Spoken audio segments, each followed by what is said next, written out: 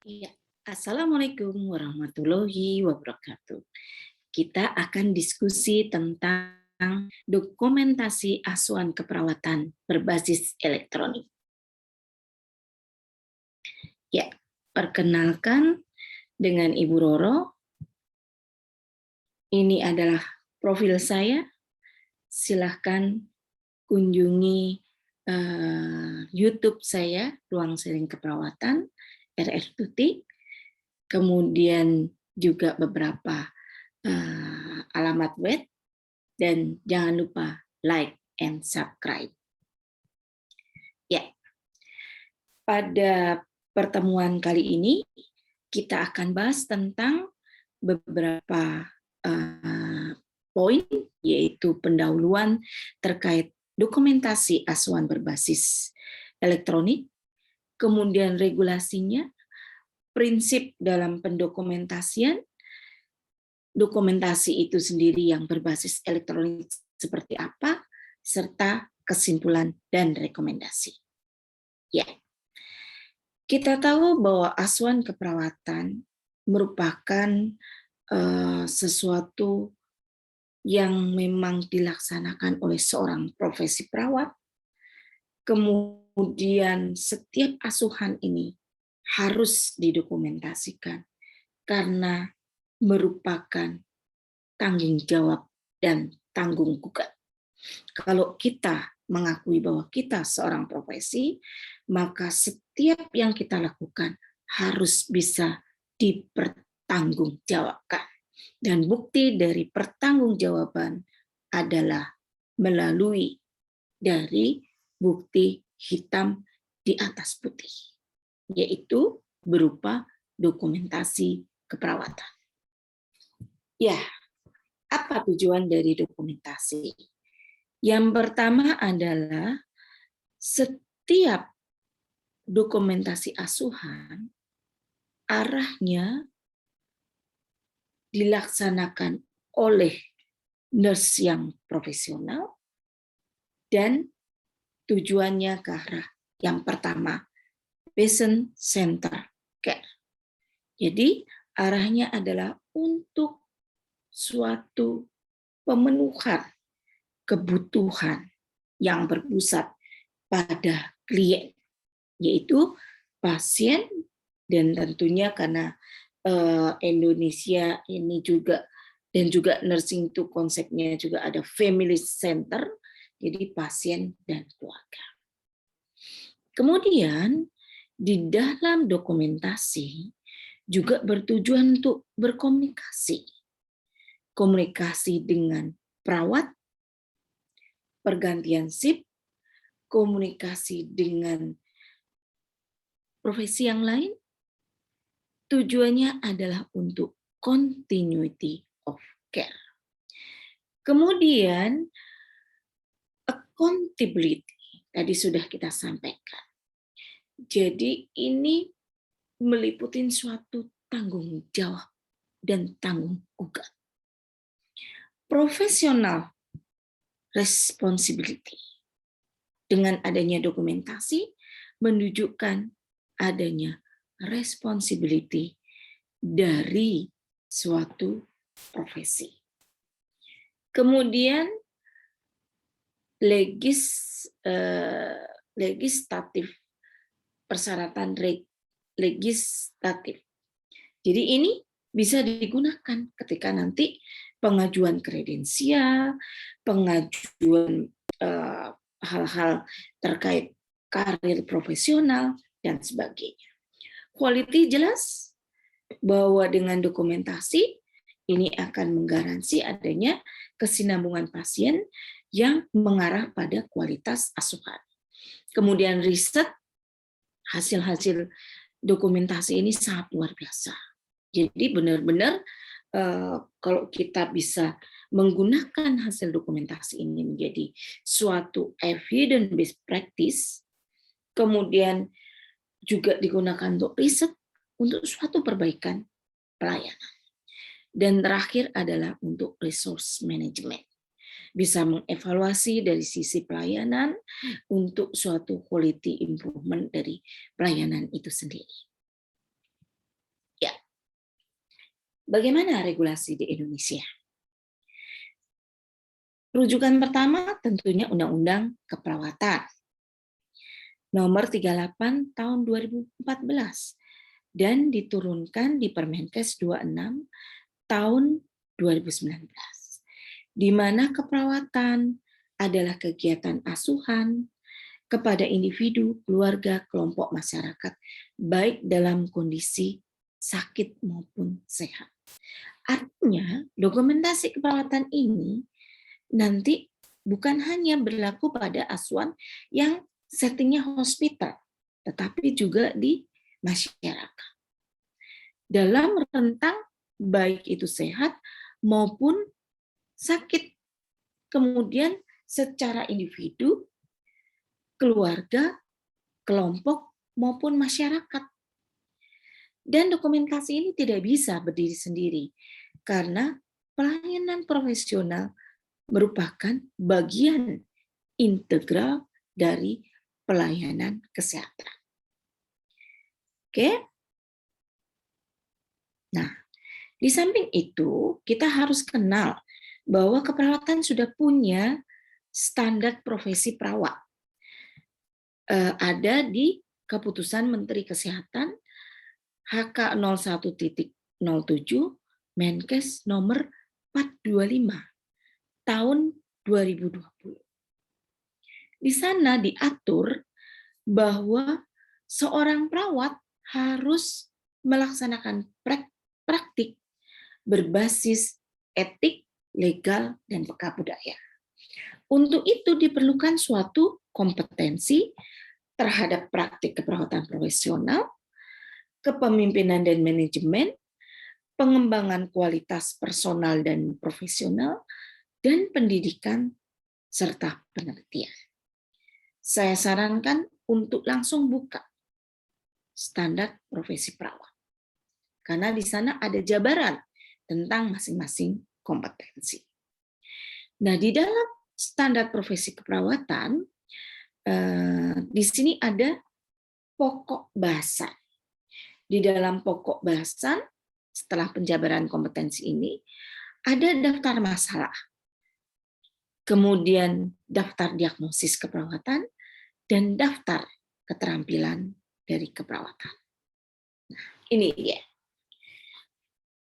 Di dalam melakukan asuhan, Bapak Ibu, adik-adik, nurse yang saya sayangin semuanya, kita selalu dimulai dari melaksanakan asesmen keperawatan. Dan asesmen keperawatan akan menghasilkan masalah keperawatan. Di dalam standar profesi perawat ini sudah ada daftar masalah keperawatan yang memang dikategorikan dan sejumlah 355. Ini adalah daftar masalah keperawatan yang sering muncul.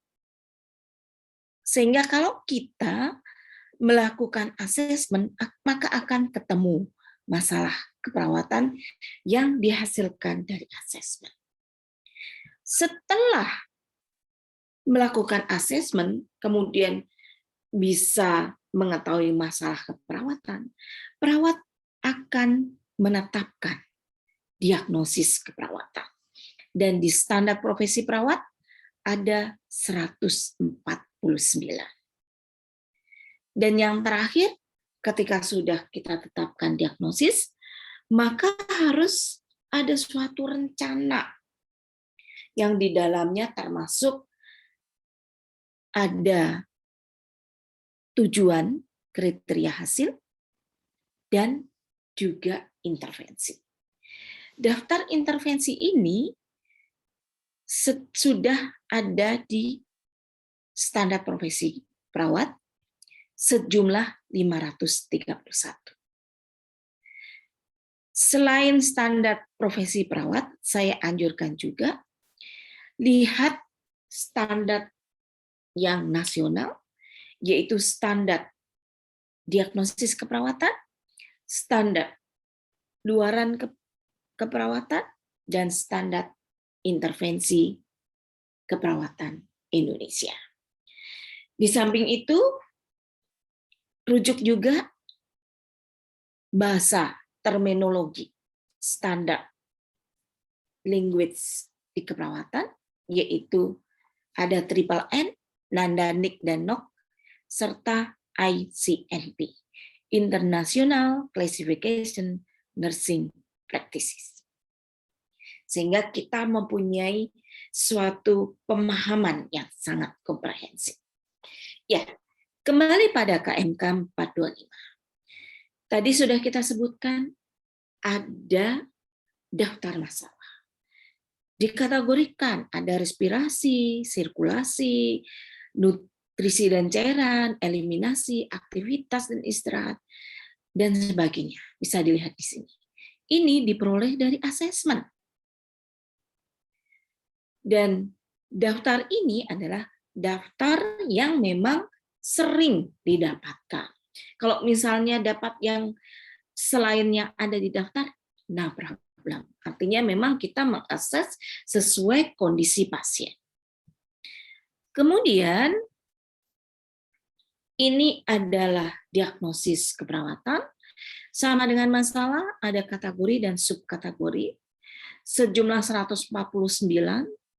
Kemudian nanti silakan dilihat, karena di standar profesi juga mengatur kompetensi.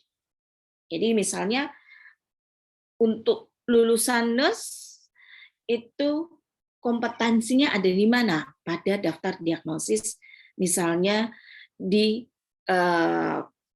respiratoris itu tentang misalnya bersihan jalan nafas. Di sana ada 4 kategori dari mulai kompeten sampai hanya tahu. Ini silakan nanti dipelajari lebih lanjut. Di samping diagnosis sesuai dengan siklus dari nursing proses juga adanya suatu renpra. Di mana di renpra ada tujuan, kemudian kriteria hasil, dan penetapan diagnosis keperawatan. Ini juga dibagi menjadi kategori dan subkategori. Silahkan ini dijadikan rujukan, dan apa yang sudah kita tetapkan nanti didokumentasikan. Karena fokus dari pembahasan saat ini adalah dokumentasi.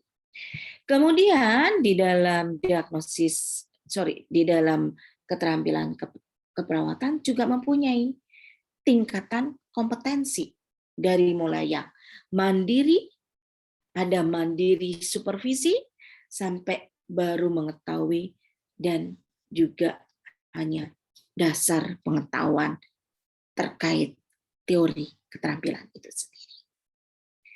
Ya, jadi Bapak, Ibu, nurse, perawat yang saya sayangin, jadi kalau kita berbicara tentang asuhan keperawatan, seorang perawat mempunyai kewenangan dari mulai, terutama yang nurse ya, utuh, dari mulai pengkajian holistik, menetapkan diagnosis keperawatan, merencanakan tindakan, implementasi yang berupa rujukan, dan juga apabila ada tindakan kegawat daruratan, itu menjadi kewenangan perawat juga, kemudian melakukan konseling dan penata laksanaan obat, serta dilakukan evaluasi.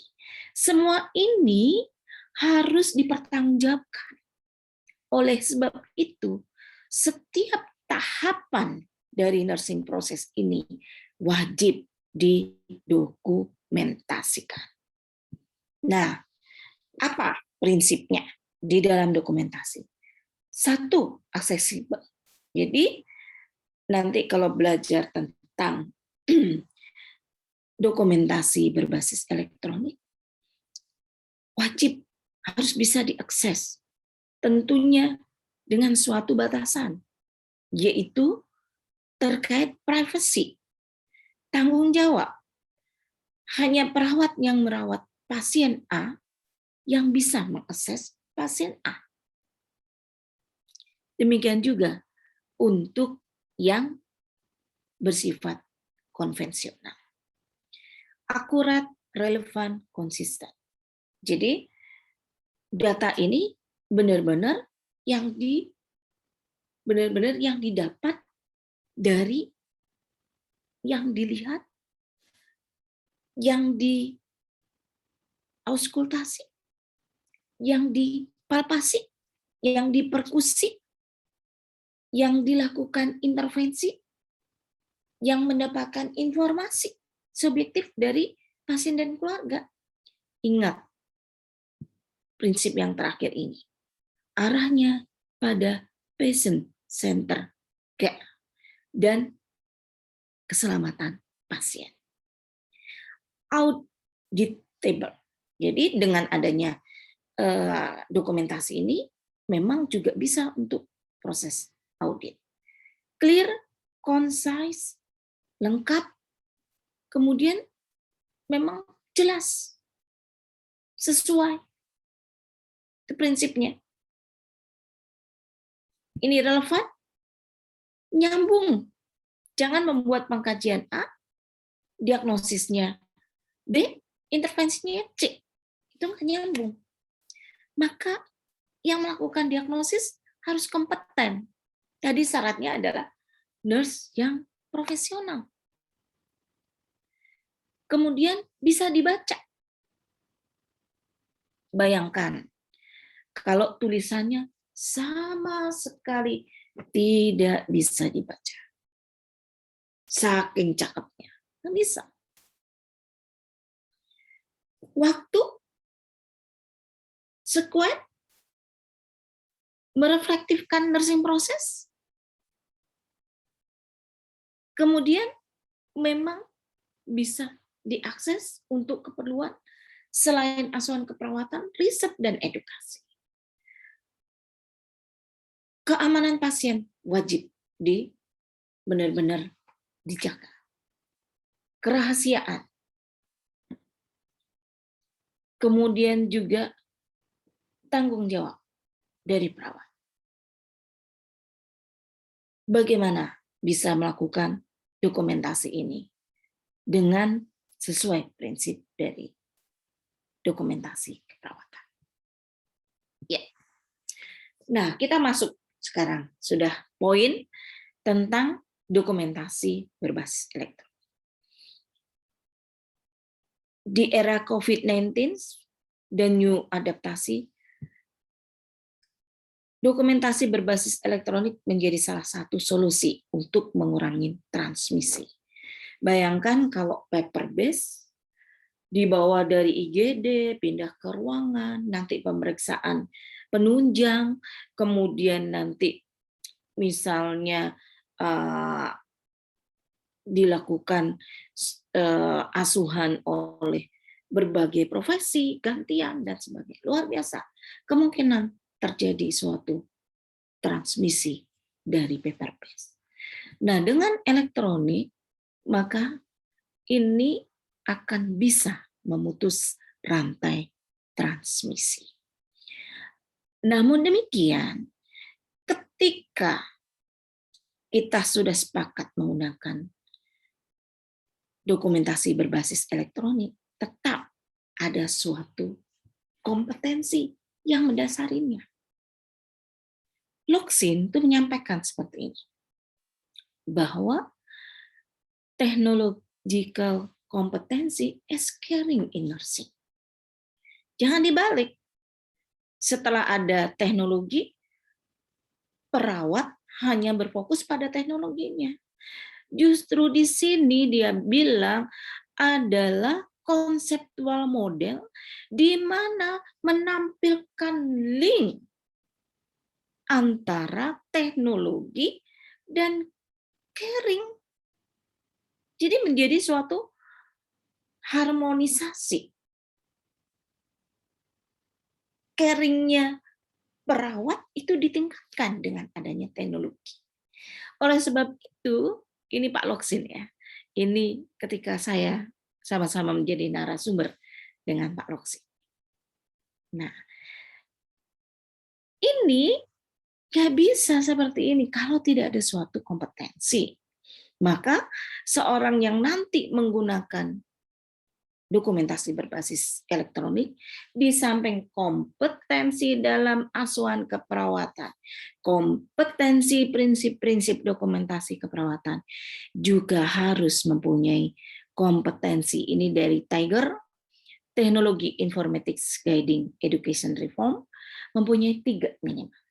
Basic komputer kompetensi, pasti tahu bagaimana desktop, bagaimana mengakses, bagaimana meretrieve, bagaimana menyimpan, bagaimana keterampilan dasar di dalam searching, kemudian juga di dalam menginput data dan seterusnya. Kemudian ada informatics literasi yang sangat penting. Bagaimana memilah informasi, bagaimana menjaga informasi pasien ini adalah suatu privacy. Bagaimana mengkomunikasikan informasi. Kita nanti lihat. Kemudian, bagaimana memanage informasi. Ini juga menjadi kompetensi di dalam suatu nursing informatics, dan khususnya ketika kita mau menggunakan dokumentasi berbasis elektronik. Ya, ini disampaikan ethical philosophy dari nursing informatics. Jadi di tingkat dasar, jika kita hanya bisa naming, kemudian collecting, menginput, mengorganisasi, itu baru kompetensi dasar. Tahap berikutnya, mengorganisasi, menginterpretasikan dari seluruh asuhan, asesmennya, di organisasi, subjektif, objektif, diinterpretasi, kemudian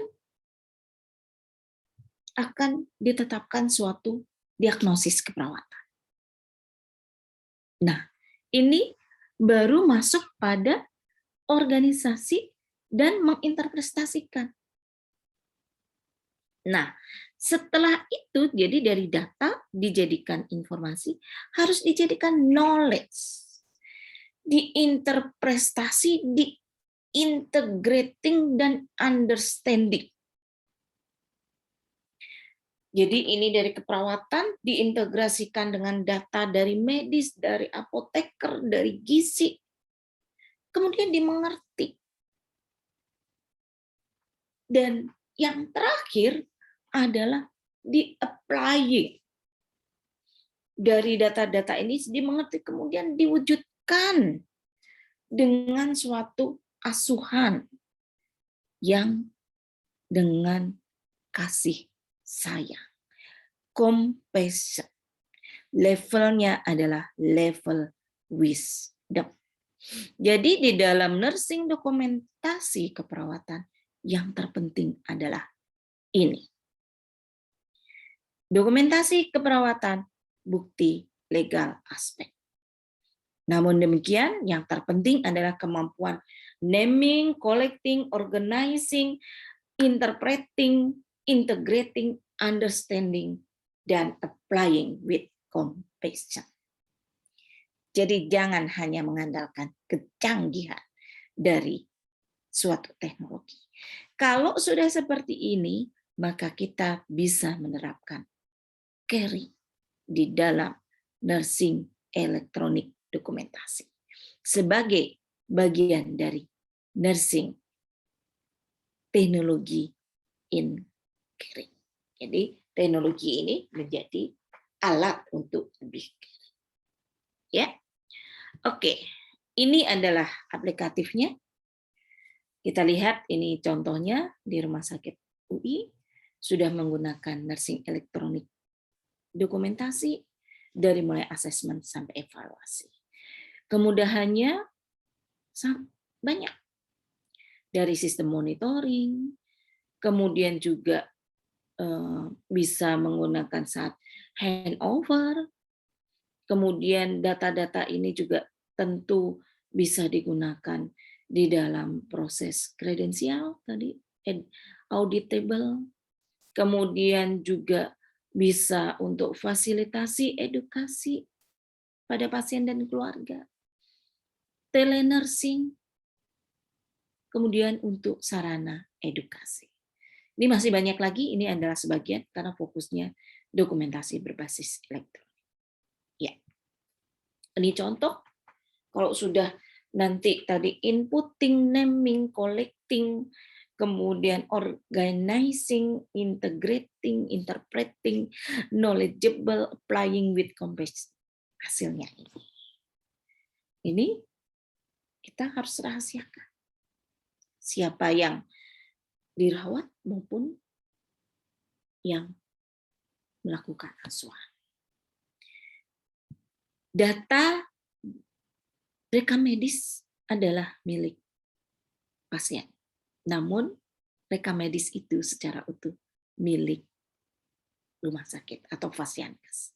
Sehingga hati-hati ketika seorang pasien ingin mengetahui rekam medis, hanya diberikan, bukan langsung satu bundle rekam medisnya, tetapi apa yang diperlukan.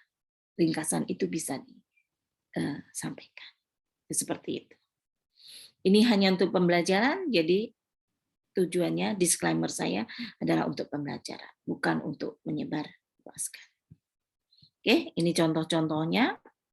Hasil risetnya kita sudah memberikan beberapa contoh dari hasil riset yang sudah kita sampaikan bagaimana dahsyatnya menggunakan elektronik dokumentasi. Antara lain bisa lebih menjamin legal aspek, kemudian meningkatkan kualitas, kelengkapan, relevansi, kesinambungan, dan decision support system.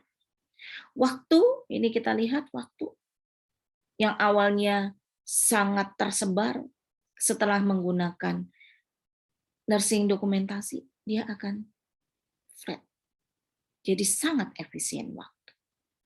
Dari segi kepuasan, disampaikan ketika melaksanakan berbasis elektronik, maka diperlukan suatu dukungan manajemen. Butuh training, butuh support dari IT center apabila ada suatu kendala terhadap teknologi. Tapi di sisi yang lain, efikasi dari perawat dengan menggunakan nursing dokumentasi itu sangat meningkat.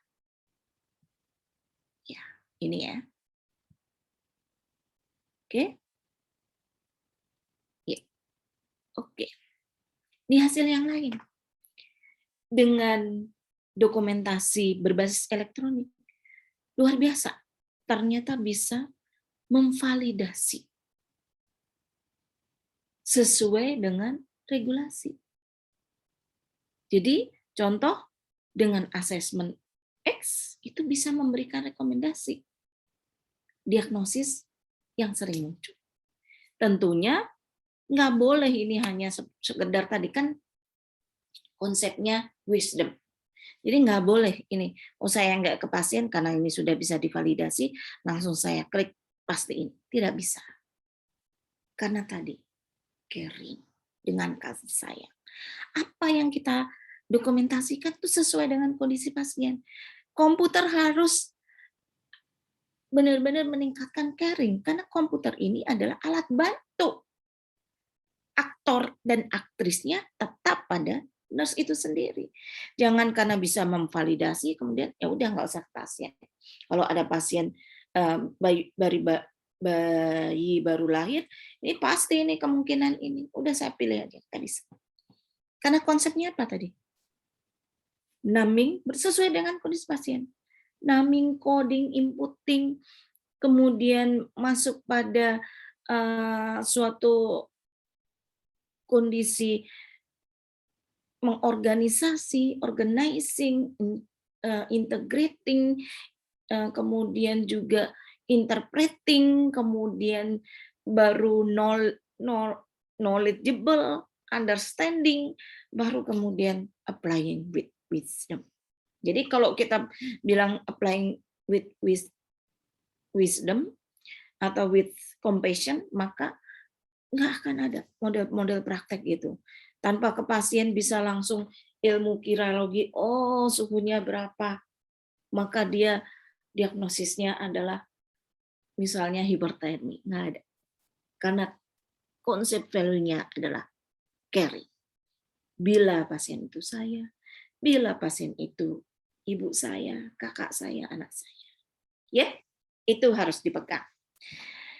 Kemudian ini adalah nurse satisfaction dalam penggunaan IND, dan disampaikan di sini memang trennya masih separuh-separuh, tapi saya yakin ini ke depan akan lebih meningkat, apalagi di era COVID-19. Ya, sebelum masuk kesimpulan, saya coba tampilkan contoh dari dokumentasi berbasis elektronik yang merupakan hasil dari riset saya dan tim. Ya.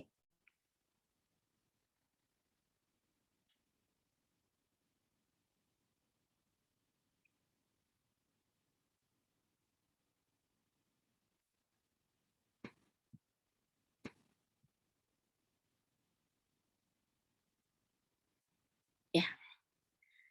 Ini semoga sudah terlihat, adalah sistem yang kita sebut Simpro, merupakan alat bantu untuk nursing dokumentasi. Setiap ingin masuk di dalam suatu sistem harus dimulai dengan memasukkan password dan username. Ini merupakan security untuk menjamin keamanan. Nah, ini adalah tampilannya. Mungkin di beberapa rumah sakit juga mempunyai sistem yang mungkin nanti kalau yang masih pelajar, siswa keperawatan, insya Allah nanti praktek di wahana praktik bisa menemukan berbagai macam, tetapi intinya adalah konsep nursing care itu sesuai siklus harus utuh. Ya. Kemudian ini adalah dashboard. Di dashboard itu nanti isinya lebih ke arah edukasi pasien, itu bisa dimasukkan. Ini kebetulan sedang kosong.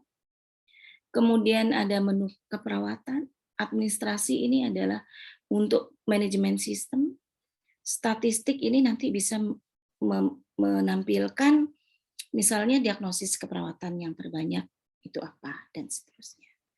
Ini untuk edukasi ke pasien dan keluarga, semua leaflet, video bisa dimasukkan ke sini.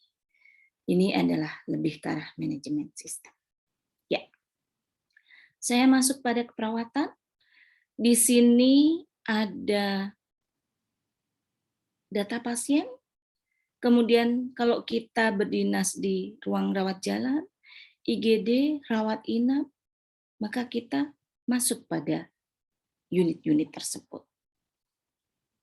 Ini ada dokumen-dokumen, ini ada fasilitas untuk pemberian spiritual, meningkatkan spiritual pasien untuk memenuhi hak dan pasien dan keluarga. Kita sebut BINRO. Jadi di sini mereka juga mencatat. Kemudian ini dokumen-dokumen, ada persetujuan, inform consent, dan sebagainya. Jadi contohnya seperti ini. Nanti kalau ada pasien di rawat inap butuh inform consent, maka akan diambil di sini. Ini contohnya. Ya, nanti ini secara lanjut, namun kita akan balik kepada dokumentasi keperawatan. Ya, kita contohkan satu. untuk rawat inap. Ya, ini kita lihat yang sudah ada karena waktunya terbatas. Kita lihat ini adalah nanti ringkasan yang sudah diinput. Jadi di sini pasiennya siapa, rekam medis, diagnosisnya apa, kemudian nama pasiennya, kapan masuknya, kemudian dari ini adalah asuransinya, alamatnya, jumlah monitoringnya, tanggal lahir, ini untuk gizi, karena ini sudah terintegrasi. Kemudian apabila ada catatan mutu, ada KPC, kemudian hal-hal yang lain, jika ada, ini nanti akan kelihatan di dalam dashboard. Itu seperti itu, kita lihat. Nah, ini adalah khusus untuk keperawatan. Kalau tadi ada integrasi dari gizi, binroh, dan sebagainya. Kalau yang ini adalah khusus untuk keperawatan. Kalau ada pasien baru, ini kebetulan pasiennya 6 tahun, maka kita klik pengkajian baru, di sinilah kita input. Tadi sebagian sudah diisi. Coba kita, ini ya, misalnya demam, muntah. Mungkin saya demokan tidak bisa lebih lengkap ya, tapi oke. Kemudian ini saya sampaikan seperti ini. Ada misalnya ada masalah tentang alergi, saya klik alergi makanan, misalnya coklat.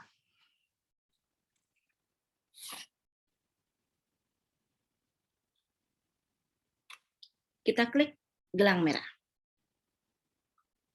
Oke. Maka di dalam sistem ini muncullah merah. Ini sebagai warning bahwa pasien memang mempunyai riwayat alergi.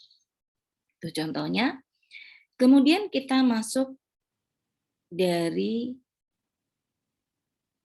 risiko jatuh. Misalnya ada masalah, karena ini anak, maka saya tulis di sini. Saya assess, sorry.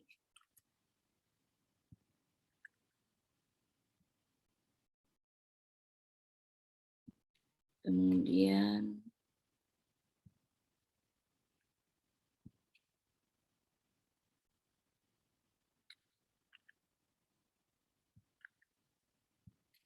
ya, ini prinsipnya seperti ini, kemudian kita lihat. Oh ya, hasilnya 17.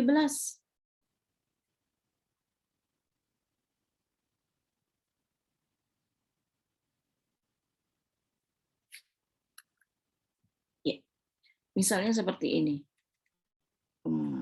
Nah, oh iya, ini hasilnya ini masih risiko rendah. Nah, apabila risiko tinggi, contoh, maka saya contohkan, tulis di sini skala Morse-nya, ada risiko tinggi, maka saya akan menyampaikan di sini bahwa dia nanti akan dipantau lebih lanjut dan apa yang harus dilakukan. Ini termasuk di sini nanti bisa tanda tangan yang melakukan kalau sudah dimasukkan ke dalam sistem. Oke, seperti itu. Biopsikososial spiritual ini dilakukan, kemudian screening gizi, kemudian untuk anak ada kebutuhan bermain, rekreasi. Ini adalah untuk yang pengkajian fisiknya, bisa diisi semuanya. Kemudian kita finish. Ya, ini masih kosong karena memang tidak saya isi. Kemudian kita simpan, maka sudah tersimpan dan kita bisa melihat hasil pengkajian kita.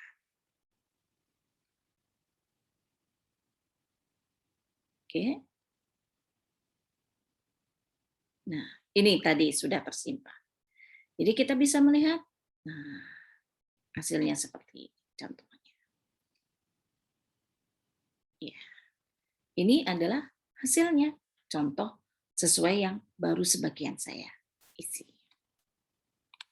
Oke, saya kembali. Ini ada screening gizi awal, MST, kemudian screening risiko MNA, dan seterusnya.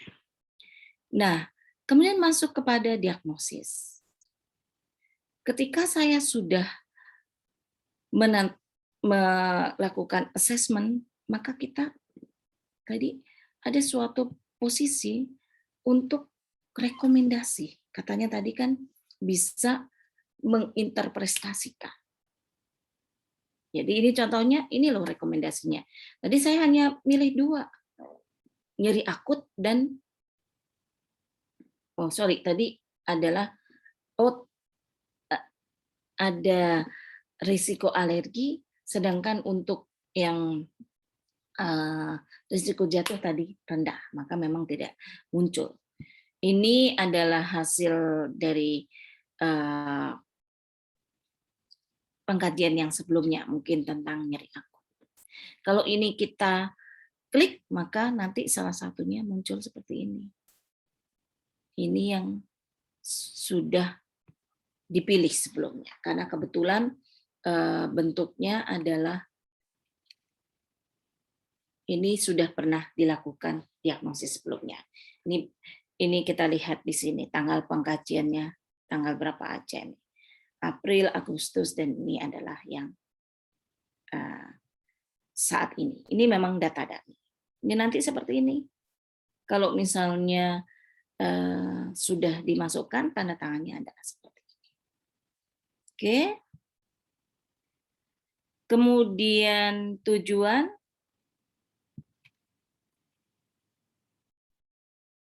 Tujuan sama. Jadi kita akan merujuknya, kalau misalnya ada diagnosis X, maka tujuannya kriteria hasilnya seperti apa. Ini adalah menggunakan SLKI. Jadi nyeri akut, kontrol nyerinya akan tercapai misalnya berapa kali berapa jam. Seperti itu. Kemudian tingkat kenyamanannya itu akan tercapai kapan. Nah, ini yang sudah didokumentasikan. Oke. Ini kriteria hasil dari kontrol nyeri itu apa saja? Mengenali onset nyeri, menjelaskan faktor penyebab, dan seterusnya. Ini intervensinya. Oke. Misalnya kita sudah melakukan hari ini manajemen nyeri, medikasi nyeri, pemberian analgesik, kemudian manajemen alergi tadi, oke, kemudian kita simpan. Ini kalau kita mau melihat yang lain masih bisa, yang lainnya, oke, kita simpan. Nah, kita akan bisa melihat hasilnya di data intervensi. Ini seperti ini. Kalau kita mau print, bentuknya seperti ini. Ya. Oke. Kemudian masuk ke implementasi. Apa yang kita sudah lakukan itu kita tinggal melakukan contoh di sini. Yang pertama mengajarkan penggunaan non farmakologi. Ini contohnya hari ini saya melakukan jam. Oke. Kemudian keterangannya. Setelah edukasi itu bagaimana? Distraksi, mengajarkan distraksi. Pasien bisa meredemonstrasikan. Oke, cukup. Ini contoh sampel. Ini banyak yang tadi sudah kita pilih.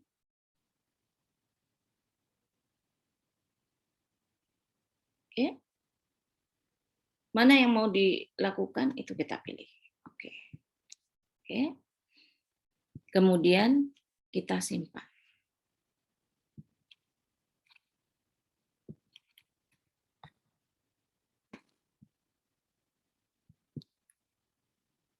Ya. Setiap mau kita simpan selalu muncul preview karena mengingatkan serta memvalidasi apakah ini sudah benar. Karena ketika sudah disimpan itu tidak bisa lagi diedit. Kita fasilitasnya seperti itu. Di samping itu kita juga ada ini ya untuk fasilitas monitoring tanda-tanda vital, sama nanti di input kemudian keluar grafik. Re-assessment jatuh, kebetulan tadi pasiennya anak-anak, kemudian re-assessment nyeri, kemudian asesmen untuk kontrol intensif, ini kita lihat ya, terkait berat badan, kemudian ini ya, O2, saturasi O2, gula darah, dan seterusnya. Kemudian intake dan output, jadi ini untuk memasukkan intake, ini memasukkan output. Oke. Kemudian ini ada tentang laporan kematian kalau pasiennya meninggal. Ini evaluasi, catatan perkembangan, yang bentuknya SWOT. Oke. Dan ini terintegrasi sehingga dokter pun bisa mencatat nanti hasilnya bisa menjadi satu form. Kemudian ya, ini yang terintegrasi. Ini untuk bentuk kalau kita mau pasiennya mau pindah, mau rujuk dan sebagainya. Nah, ini untuk yang mutu, ada HIS, patient safety, dan sebagainya. Ini patient safety. KTD, KNC, nanti kalau kita input ini yang muncul di depan. Kemudian ini screening makanan, ini riwayat pasien, kalau nanti pasiennya sudah pulang.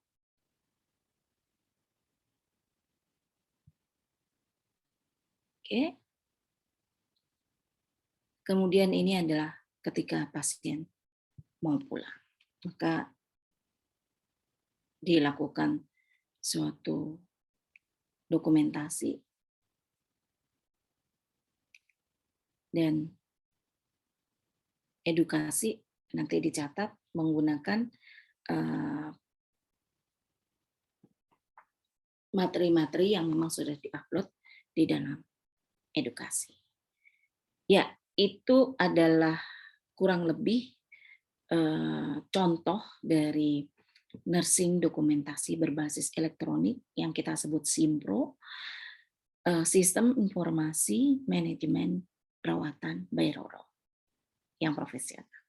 Ya, saya coba berikan kesimpulan untuk pertemuan hari ini. Jadi perawat adalah pengelola asuhan keperawatan. Di dalam melaksanakan asuhan keperawatan butuh tanggung jawab dan tanggung gugat, maka dokumentasi keperawatan menjadi hal yang sangat penting. Dan tentunya arahnya adalah semuanya untuk mutu dan keselamatan pasien. Terima kasih untuk pertemuan hari ini. Saya akhiri. Wassalamualaikum warahmatullahi wabarakatuh. Jangan lupa like, and subscribe. Oke, sukses untuk semuanya.